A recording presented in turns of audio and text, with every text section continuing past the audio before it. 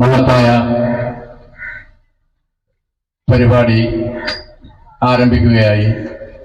നാം ഏവരും പ്രതീക്ഷയോട് കാത്തിരുന്ന ബഹുമാന്യനും പ്രിയങ്കരനുമായ നൗഷാദ് ബാപ്പ ഉസ്താദ് ഈ വേദിയിലേക്ക് കടന്നു വരികയാണ്.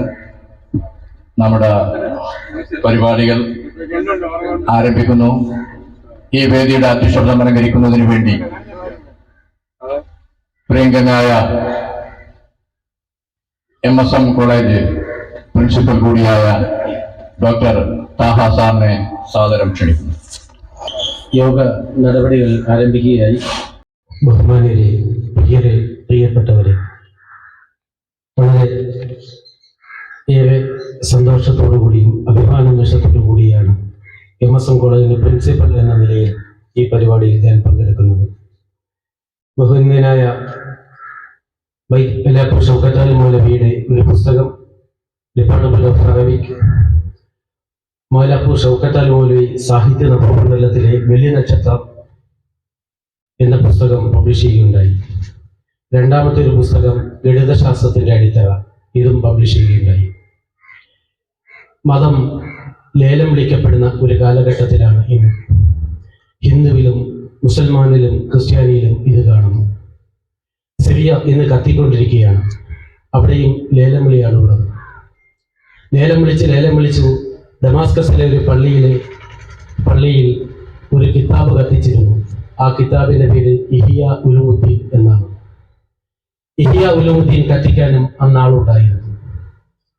ഇന്നും പണ്ഡിതരെ കുഴിച്ചിടാൻ ആളുകളുണ്ട്, പാമരരെ കുഴിച്ചിടാൻ ആളുകളുണ്ട്, മതസ്പർദ്ധ വർദ്ധിപ്പിക്കാൻ ആളുകളുണ്ട്, മത നിന്ന വർദ്ധിപ്പിക്കാനും ആളുകളുണ്ട്, അച്ഛനെ കൊല്ലാനും ആളുണ്ട്, അമ്മയെ കൊല്ലാനും ആളുണ്ട്, എല്ലാറ്റിനും ആളുകളുണ്ട്. ഹാസിബു കബില അൻ തുഹാസബു, ഇത്ര മാത്രമേ ഇത്തരണത്തിൽ എനിക്ക് പറയാനുള്ളൂ. ബിംബത്തെക്കാൾ വലിയ പൂജാരി സൃഷ്ടിക്കപ്പെടുന്ന ഈ കാലഘട്ടത്തിൽ സ്വയം തിരിച്ചറിവ് നാം നേടുക. ഈ പുസ്തകങ്ങൾ മുഴുവനും കഴുത ചുമക്കുന്ന പോലെയാകാനും പാടില്ല എന്ന് വിശുദ്ധ ഖുർആനിൽ പറയുന്നുണ്ട്.